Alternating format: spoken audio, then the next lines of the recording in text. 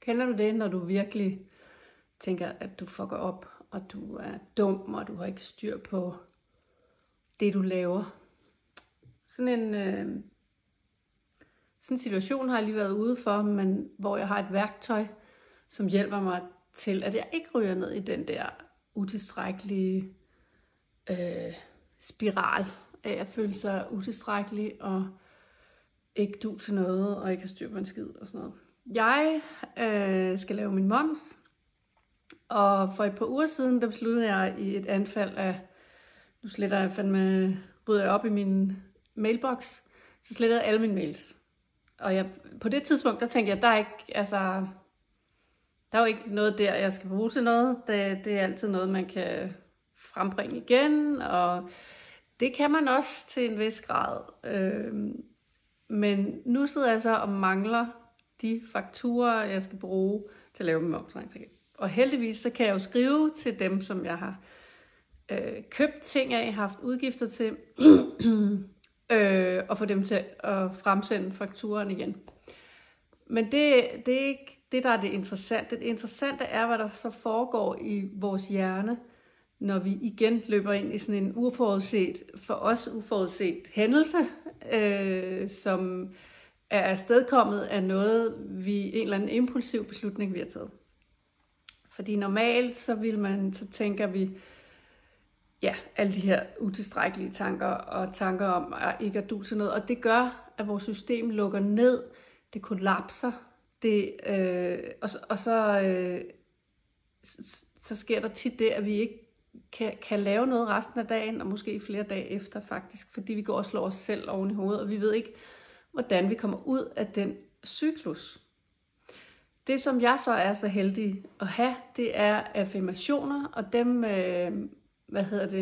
jeg er faktisk ikke særlig meget for affirmationer. Jeg tror ikke på dem, jeg synes, det er noget fis, men nu går jeg hos en rådgiver, som har sat mig til at sige og skrive nogle affirmationer. Og så tænkte jeg, det må kunne bruges her.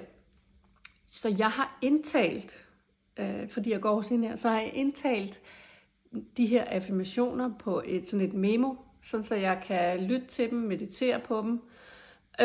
Og det kom faktisk rigtig handy her, fordi jeg kunne mærke, at jeg sad og begyndte at køre mig selv ned i det der hul med, at jeg ikke duede til en skid, jeg var dum, og det ville aldrig ændre sig. Og den fangede jeg, så fanger man den der, hvor på toppen af, nu starter det der. Og så tænker jeg, nu går jeg lige hen og sætter mig og hører de her affirmationer. Og det er så min egen stemme, der husker mig på, at alle de gode kvaliteter, jeg har, og at min dømmekraft er helt fin og virker upåklageligt, og husker mig på at elske mig selv og de her ting. Og det var faktisk utrolig effektivt, fordi så fik jeg stoppet mig selv i den der strøm af sorte ting, der væltede ud af mit hoved og ned i min krop. Og det gjorde så, at jeg kunne tage action på at skrive til folk, og jeg kunne skrive til min søster, som er min helpline nummer 1 i forhold til alt med økonomi og overblik og sådan noget. Og så indtalte jeg en besked, hvor jeg faktisk kan høre, at jeg har sådan enormt meget humor i forhold til mig selv. Selvironi, men uden at tale mig selv ned, men bare at jeg havde slettet alle mine mails, og nu skulle vi jo lave moms sammen, og det kunne godt være, det blev lidt af et problem, fordi jeg så manglede alle de her fakturer. Og så til sidst, så siger jeg sådan, elsker du ikke bare din søster? Grinende. Og det var bare faktisk rigtig rart at høre mig selv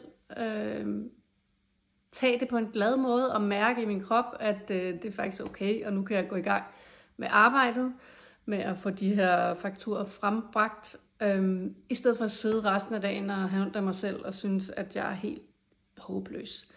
Når vi har ADHD, så sker der så nogle ting indimellem. Og når vi kan elske os selv og ære os selv og stole på, at vores dømmekraft er okay og fin og god, og så kommer vi bare ud over stepperne i stedet for som sædvanligt og stopper os selv. Fordi det er sådan noget stop and go, når vi har ADHD tit, ikke?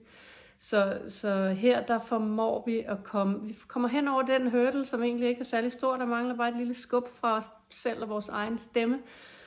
Og så er vi videre. Det er ikke det store problem. Så jeg kan virkelig anbefale dig at sige affirmationer til dig selv på sådan et memo, og prøve det af. Også måske selvom du har lidt modstand på det. Det virker faktisk.